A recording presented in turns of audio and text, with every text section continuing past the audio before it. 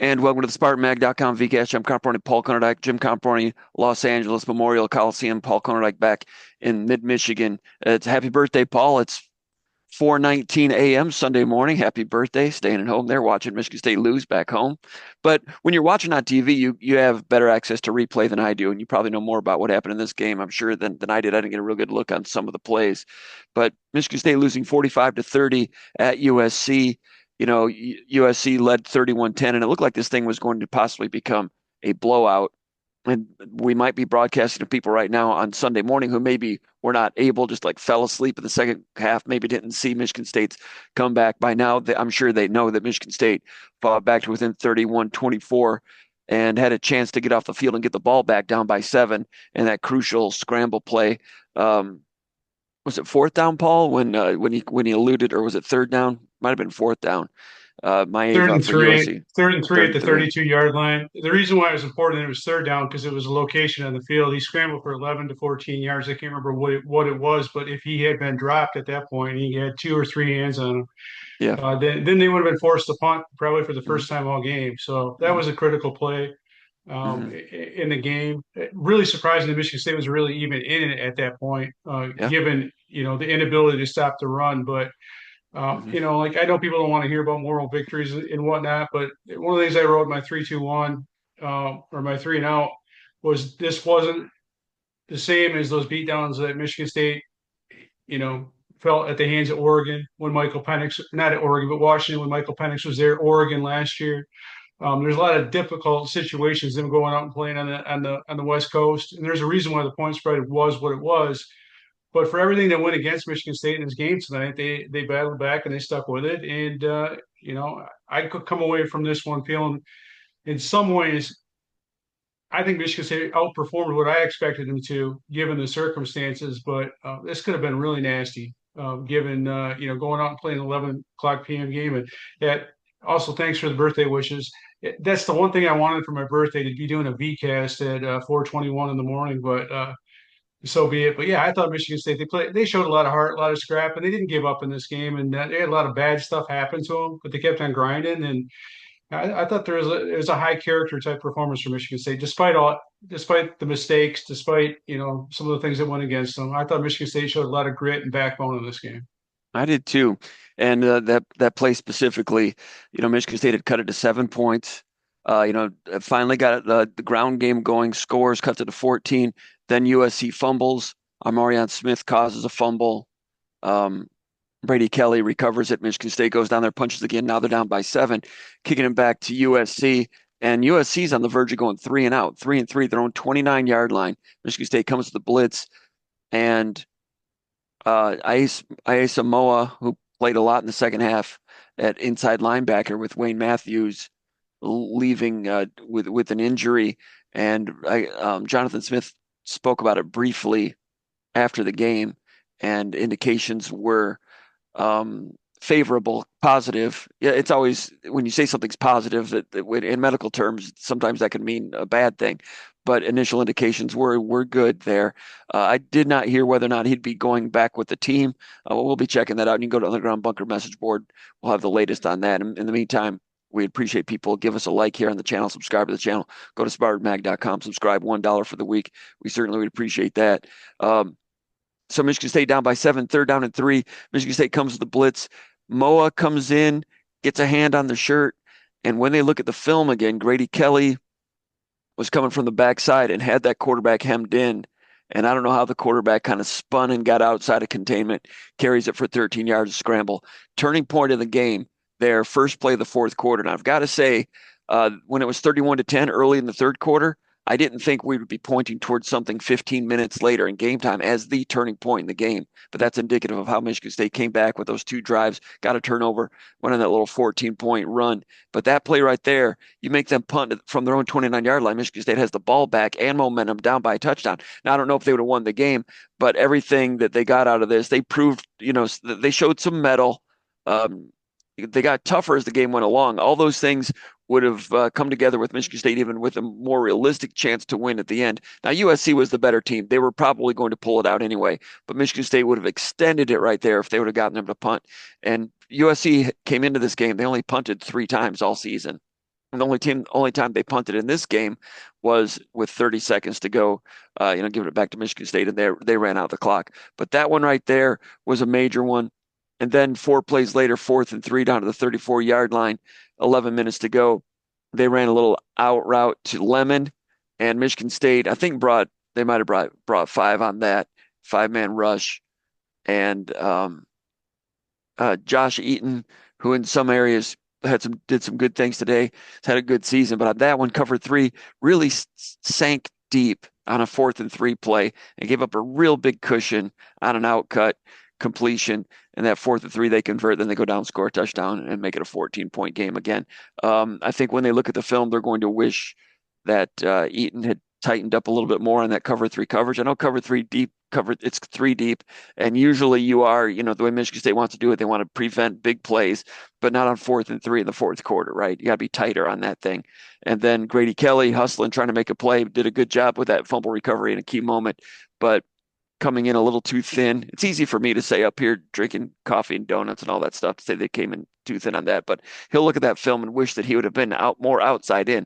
If he had, the old Narduzzi theorem, keep him in put a cage around him, put a cage around him. They let him get out of the cage and that's where the game got away from them. But 3rd and 3, fourth quarter, right in it against USC, came in the number 1 ranked offense in the country. I'm not sure they're going to stay that way all year, but they ran the ball well, like you wrote in your 3 and out. And in the pre-snap read, I thought Michigan State's run defense would do their job today. Their run defense has been really good all year. Number 3 in the Big Ten. Haven't played the best competition, but no one in the Big Ten has played great competition all 3 weeks. USC is a very good balanced offense, but I thought Michigan State had a really good chance to maybe hold them under 125 rushing. Did not happen. They rushed for about 250 or 260. That being said, Michigan State's run defense, Paul, I think you would agree, all of a sudden started showing some toughness, and the run defense started making some tackles midway through the third quarter into the late in the third quarter, which helped which helped bring about that comeback. Didn't necessarily force them to get off the field because, like I said, USC never punted. But I felt like Michigan State's run defense got better later in the game. Did you see it that way? I felt like Michigan State's defense overall got better. I just feel like they showed some scrap and they showed some grit. But I mean, here's the thing: Michigan State hadn't given up in the first half alone. Michigan State gave up 7 yards, 7 rushes of 10 plus yards. So, but we've seen this in the past. We've seen this against some teams that are pretty explosive. Where like I'm thinking the Oregons and the Washingtons, where you don't expect them to run as well as they do.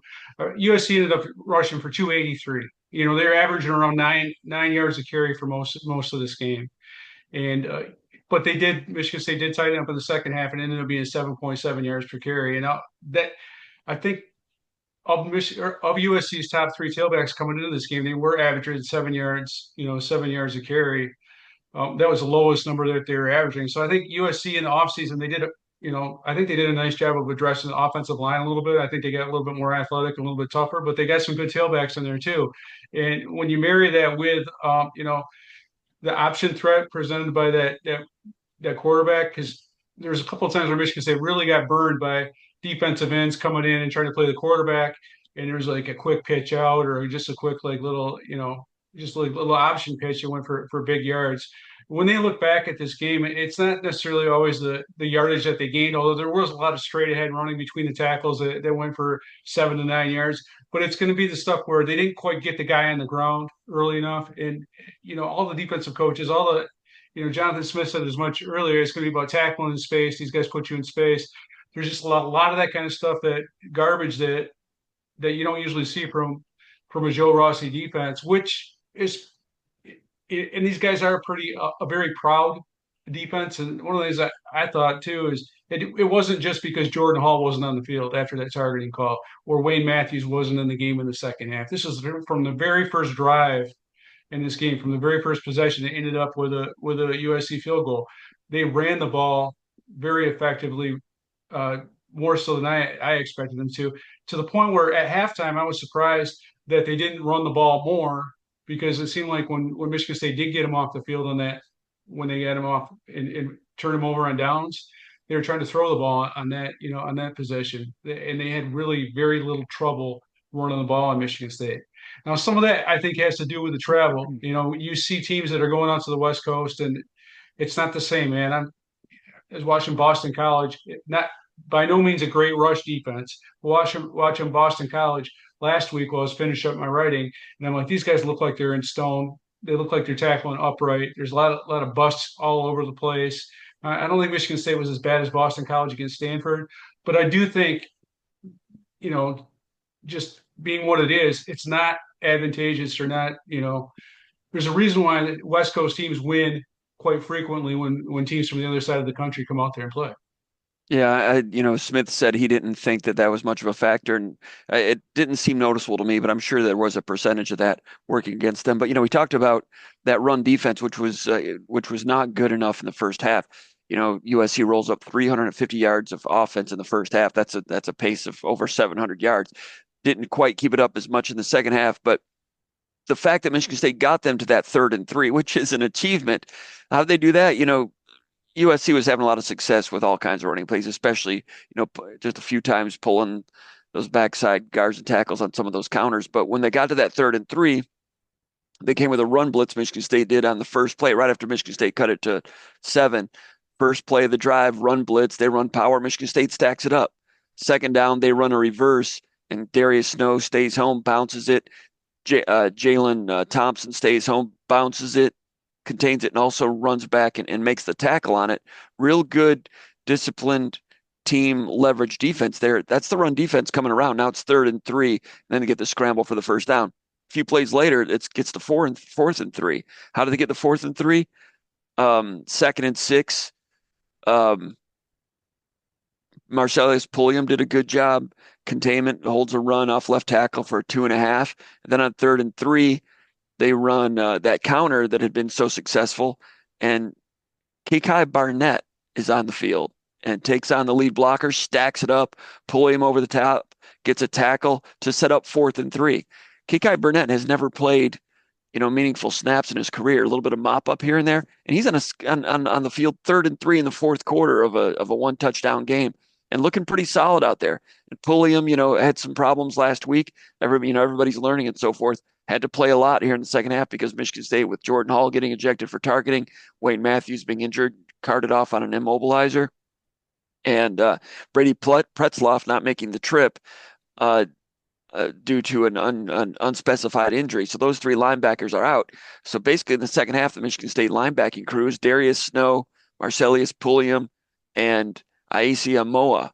And Bridgman played a little bit in the second quarter. Didn't see him quite as much, but those 3 linebackers against a team that's already rushed for 200 yards on you, you'd think it'd be curtains at that point. But the opposite happened. So credit to those second string linebackers coming out. I've not watched the film yet.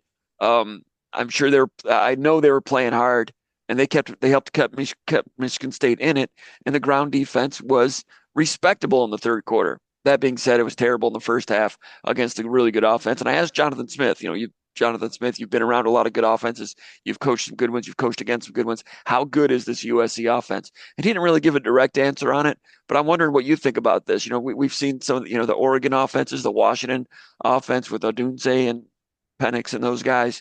I'll be curious to see what USC does down the road against Illinois next week, Nebraska down the road, Michigan. I think it's a really good offense. I'm not really sure it's great. But today, Michigan State went against the offense that they didn't have Jacoby Lane, their big 6'4" wide receiver, so they were without one of their big guns. But the ground game impressed me and surprised me, and it was disappointing for Michigan State that they were really bullied on the ground today the way they were for 2.5 quarters. And Jonathan Smith said that was a disappointment to him also. How good do you think this USC offense is? It depends on the quarterback play. We from afar see that Jaden Mayavan is like he has impressive numbers, but if you look and compare his numbers to Aidan Chiles' numbers, I think there's a lot of similarities, and I think in some ways I think Aidan Chiles is a better quarterback. Now Michigan State had troubles with Jaden Mayavan today, but one of the things that the USC people want to find out is, okay, is he going to make mistakes when they play like an elite defense? Yeah. When they don't have the run game, everybody's going to look good when you get a run game that's as effective. I mean, if you're averaging 9 yards per carry, there's really not a whole lot of work that your quarterback's going to have to do. Now, I know Jacoby Lane wasn't out there, but they had a good tight end. Yeah. The running backs made up for that. I thought they did a nice job with.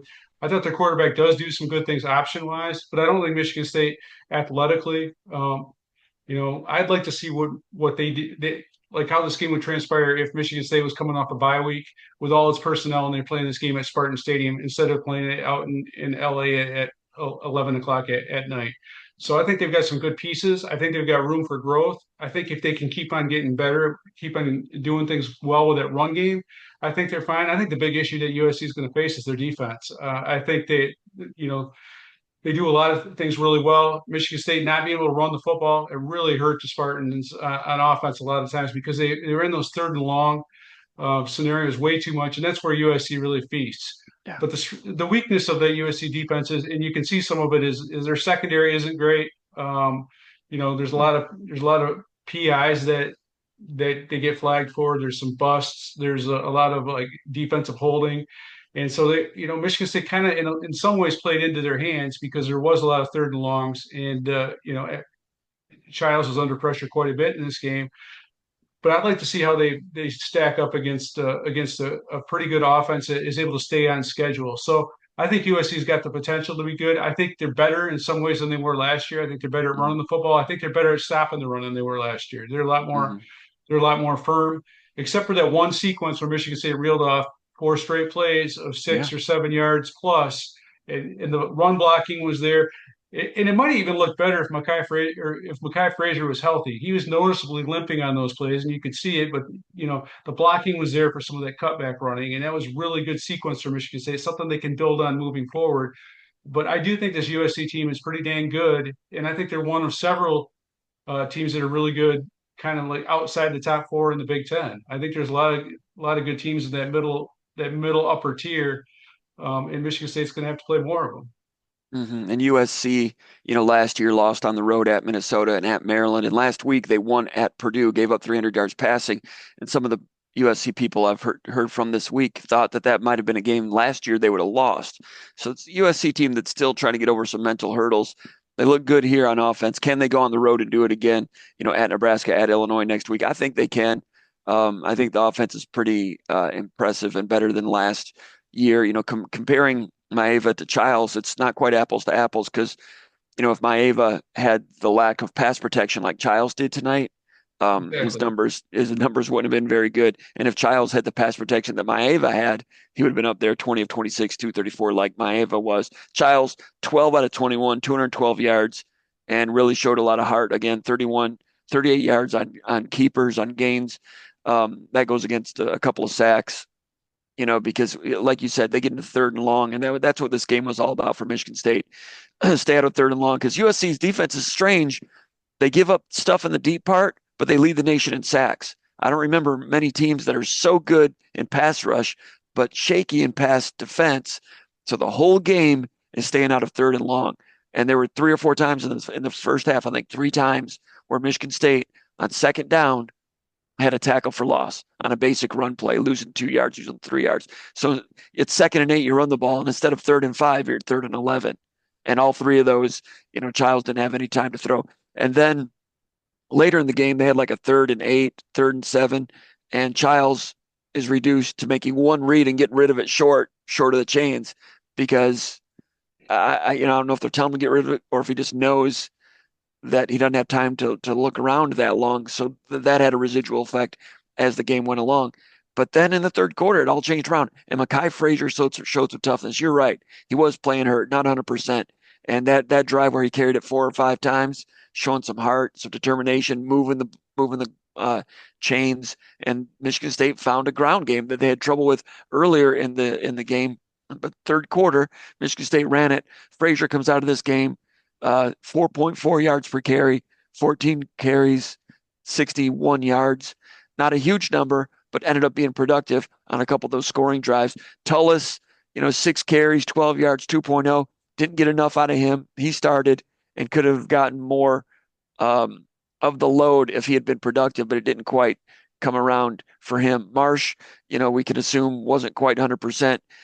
Made some plays, had two catches and drew a pass interference. So all those guys were doing their part, uh, but just couldn't keep up. And I'm scoring 30 points, which is pretty good. Now, 75-yarder to Amari Kelly late. You could say that's mop-up time, but it's still talent on talent making a play. And Michigan State does not come out of this game discouraged. Talk to some players, seeing some players outside the locker room and so forth. This game, when it was 31-10, looked like it was on its way to being 55-10. It didn't happen. Michigan State put some points on the board, and they felt like they were a couple plays from really sending this thing into the last 5 minutes. I don't think this team's discouraged from this, Paul.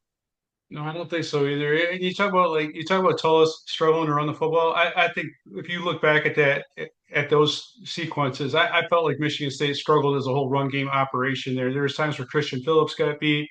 They've got on most of those runs in the first half, they didn't go anywhere. There was a USC defender in the backfield. I don't know what the number is, 38, the guy with a massive wingspan, They, linebacker. Man, they got a he's few good. of them. And some of it was the Jimmys and Joes thing. There was times where I just felt like there's nothing, Yeah. nothing Oh, really yeah. could have happened. And but in the second half, I do think that Michigan State showed some moxie in a run game, and I honestly think that this was one of Child's better games given under the circumstances. He played very well. Something I also wrote about in my three and out. I mean, he's coming home. There's all there's no reason why he should be trying to force the ball into places he shouldn't. There's no reason why he shouldn't be trying to carry his offense. And we've seen quarterbacks do that in the past. He played within himself as well as he could have under the circumstances. And I think he showed a lot of maturity tonight because there's a couple times where he threw the ball away where he didn't have a play. And like Hmm. I remember I wrote about this a little bit ago, but I remember Kirk Cousins back in 2010. Michigan State was ranked 5 at the time. They were going to Iowa undefeated, and his grandpa played there. And it was a big storylines. Kirk's going home to watch to play against the team he grew up rooting for. Throws 3 picks. Michigan State's down 17-0. Michigan State goes on to have a great season, win a share of the Big Ten, but that's a really good quarterback with a really good football team going to a really tough team to play against. And I don't think he showed as much maturity in that game as he wanted to as a second year starter. That's the kind of the comparison I had to Childs. Childs is running coming home to this game.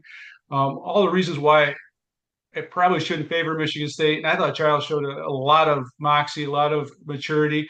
And people can say that 75-yarder didn't matter, but USC wasn't changing the way they were playing. And Michigan State was close enough throughout this game where USC did not throttle back at all. And they didn't need to throttle back because they're running the football as well as they did. But for Michigan State to score 30 points in a game, like 31 points in this game, when USC ran the football as well as they did, I think Michigan State played well on offense. If you want to point the finger at anybody, it's that run defense. It really let the team down. I can't remember.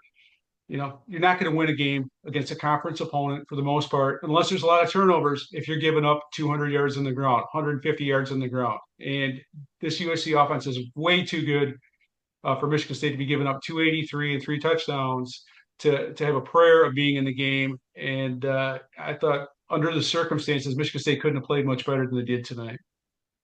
Yet that run defense stiffened in the third quarter, which didn't make much sense, but it happened. And that helped, get into those fourth down, third down situations. Childs with the poise, I'll give you an example of where he showed it. Yeah, coming home and last year in similar situations, maybe not a homecoming situation, but when he had open receivers, the adrenaline pump or whatever, and he just airmail it and overthrow people happened several times last year. Opening drive today, they on that dash play got Krishan McCray deep. They, kind of influenced USC into a coverage bust, wide open, didn't miss him. On the money, touchdown. That's the poise of a maturing Aidan Chiles, and that's going to serve them well going forward. As far as Michigan State's game plan on offense, I thought they did some good things because they knew the pass rush was going to be a problem. Michigan State's pass protection continues to be iffy, and USC statistically is the best pass rush in the country. I don't know if it'll be that way all year, but it is legitimately really good. And Michigan State needed to stay out of the third and long, but because of what Michigan State in the first half didn't want to do a lot of pocket passing. You could tell they didn't want to take a 5-step drop and have 3 reads. They were doing some timing things, some misdirection things, tunnel screen, that dash concept, some counter boots, move in the pocket. Um, doing some things to prevent Chiles from being a sitting duck in the pocket as much as they could. And I thought they had some nice little wrinkles in there. There was an RPO slant to Nick Marsh. I'm not sure why we didn't see that a whole lot. I know it's interesting that Smith, when talking about the offense that he put together, um, you said, we don't do a whole lot of RPO because we're under the center a lot. You don't do RPO under center. But they showed one right there on a nice slant because USC was playing press more than they have all year and popped off a nice gainer during that opening touchdown drive that Michigan State had. So early on, I liked some of the early script. I liked the way Michigan State was going about things. And on defense, when USC would substitute and Michigan State would take all day to do their defensive substitutions, they drew USC into a delay of game penalty once. But also, every time they did that and Michigan State was lollygagging to get on the field, the crowd would boo a little bit. But every time they did that, it ate another 11 seconds off the clock. And if Michigan State was going to have a chance to win this game, I think they needed to shrink the game and do things like that to take seconds off the clock. And didn't end up working necessarily. 45 points, and they didn't punt until the end of the game. But all those little things were done to dial up to give Michigan State a little bit of a chance to win this game or to stay in it when Michigan State, frankly, doesn't have as much talent as USC, and you're on the road with all those other things going against you. But Michigan State, I thought game plan wise, had some good things going. As far as the defense, Paul, a lot of people asking me, this defense is terrible. And I've been saying all along, no, it's better than they're showing. It's better than they're showing. And I'm going to still say that. Now, injuries are starting to pile up on defense a little bit, but I pause a little bit because the ground defense today did surprise me. That was a negative surprise. I thought Michigan State would show better there. And by the end of the game, they kind of did. But that's something in 2 weeks when they play Nebraska. That run defense has to be um, has to come back and be respectable. And Michigan State needs to show this type of determination at Nebraska. Nebraska is going to be coming off a bye week as well. Frankly, I expected the defense to look a little bit better uh, last week against Youngstown State. And in some ways, in this game against the nation's number one offense, I'm not closing the door on it becoming a pretty good defense overall. How good can you be without a legit pass rush? And Michigan State got in there and pressured the quarterback a little bit here and there, but still not a team that's going to ring up sacks and so forth. But I'm not closing the door on them being a pretty good defense. I'm dialing back. I thought they'd be better than pretty good this year on defense. Looks like that's not going to happen. But your thoughts going forward on what Michigan State needs to do, and as Michigan State tries to make progress toward a bowl eligibility at some point this season. Well, that they get a steal some we're where we thought we'd be. I mean, in a lot of ways. I mean, Michigan State's got to steal a win from someone that's pretty decent. Now, Nebraska, they couldn't stop the run worth of crap today, either. And I'm not a big fan of Gary Holgerson, his offense, the air raid offense that he was a practitioner. It really doesn't work in today's game with the defensive substitutions. I think Nebraska's really struggled in terms of. I thought they ran the football a lot better last year. I thought they're a lot tougher to stop running wise than they are this year. If Michigan State gives up a ton of running yards to Nebraska, all bets are off because that's going to be ugly. But Nebraska, when Holgerson was at West Virginia, they didn't run the football very well. A lot of it's controlled passing game and stuff like that. So I don't know how that's going to work out, but I think I would much rather face the Nebraska offense than what they face today in USC. I've got a lot more respect for Lincoln Riley and what they do operationally. And the other thing is they're pretty well. I guess they weren't familiar with Joe Rossi, but um, Michigan State. I think they've got a better chance to win on the road at Nebraska than they had tonight at USC for a lot of different reasons. What do you think about Michigan State with the fake tush push touchdown down to the goal line? That was interesting, wasn't it? Yeah, I Worked mean, out, got in yeah, barely. yeah.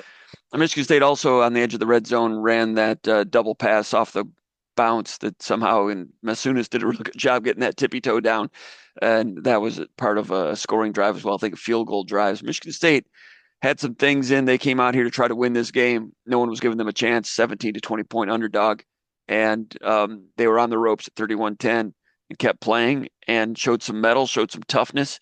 I was talking with Jack Ebling here.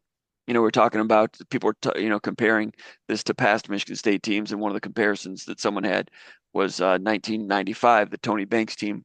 Graham Couch was making that comparison, and one thing that's different about what I said about this team, the greatest coach in college football history, Nick Saban, in a game like this, his players would have quit on him.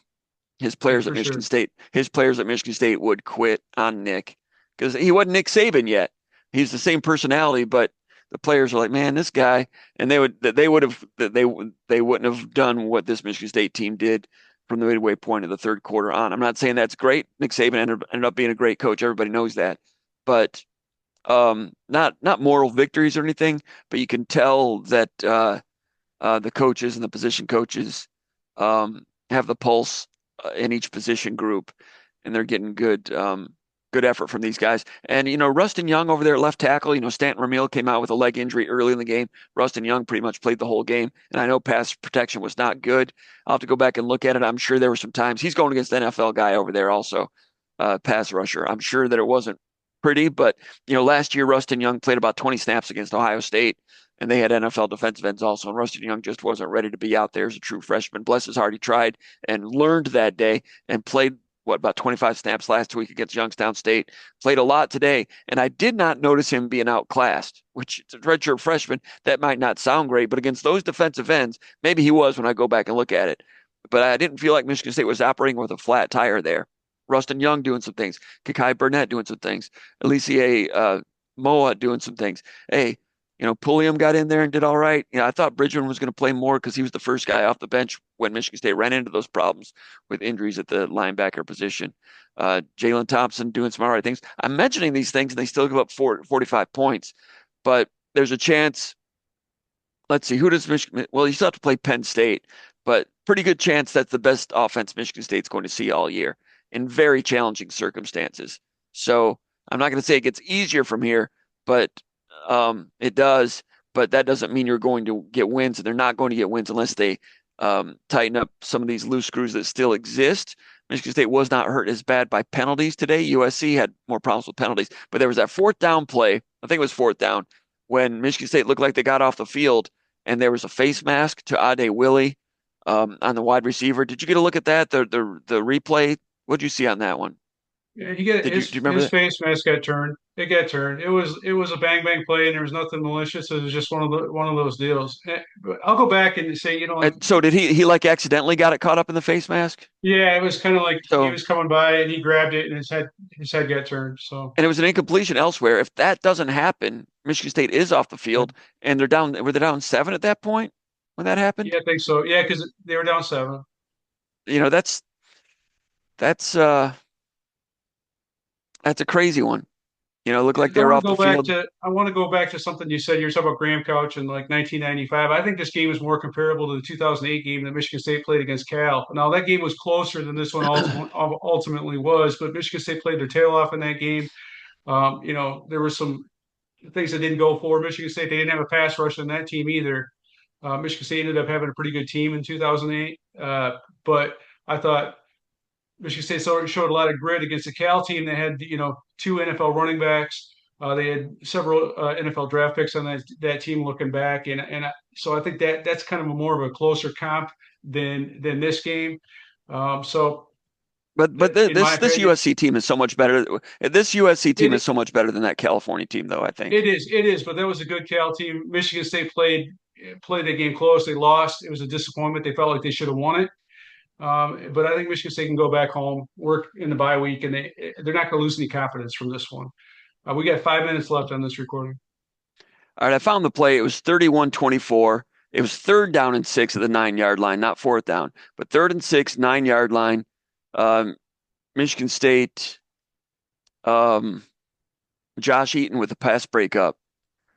They blitzed. Michigan State came with a blitz, but Ade Willie with a face mask away from the play. And next play, fly sweep touchdown. It's 38-24. If there's no face mask there, because it has nothing to do with the play, Portion will kick a field goal. And then it's 34-24, getting the ball back. And the door is still, it's not quite shut as much on you. But that one right there, that face mask play and that 4th and 3 scramble, USC made the plays at the end of the game. And I have a feeling USC was going to make the plays when they had to, no matter what, in this game. And it'll be interesting to see what they do heading down the stretch. I'm going to say real quick, I've got to do these sponsorships and on 3 deal, Paul, and it has a disclaimer in it. So bear with me here. MGM is a sponsor of On Three, the On Three podcast here. And if you have not signed up for BetMGM yet, use bonus code ON3, that's ON3, and you will get up to a $1,500 first bet um, offer on your first wager with BetMGM. And here's how it works: download the BetMGM app, sign up using bonus code ON3, deposit at least $10, and place your first wager on any game. You will receive up to $1,500 in bonus bets if your $10 bet loses. Just make sure you use the bonus code ON3 when you sign up.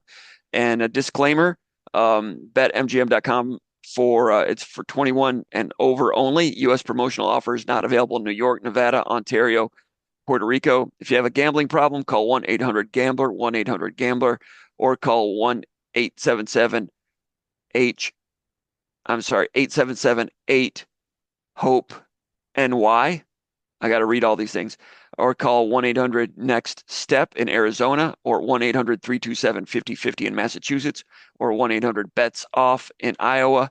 Subject to eligibility requirements. Rewards are non-withdrawable bonus bets that expire in 7 days in partnership with Kansas Crossing Casino and Hotel. Don't forget, if you haven't set up for BetMGM yet, use bonus code ON3 and get your $1,500 first bet offer today. And also Shupan, as you know, Michigan's recycling rate has fallen from 90% to 73% in recent years. Michiganders are squandering $105 million per year by not taking back their bottles and cans. That's hurting the environment, people. So help the environment, help yourself, help your beaches, your lakes, your roads, your beaches. Help them out. Take those bottles and cans back. Take them back. A message from Shupan, a great Michigan company dedicated to recycling and dedicated to your Michigan State Spartans. Paul, we'll end it right there. Do you have any other thoughts as we wrap up before we're done?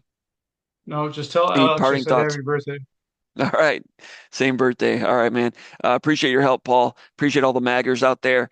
And we'll be back in East Lansing. Got some basketball on Monday. Izzo's got a press conference, right? Going to talk a little basketball coming up Monday. And also bye week coming up for Michigan State. And 3-1 heading into some important games. Got to pick off some games as an underdog in the future, but not as steep as an underdog in most games as they were in this game, and a few things to grow on. Anyway, for Paul Konyndyk, my name is Jim Comparoni from the LA Coliseum in Los Angeles. You've been watching the VCast with the Spartans in Los Angeles for SpartanMag.com.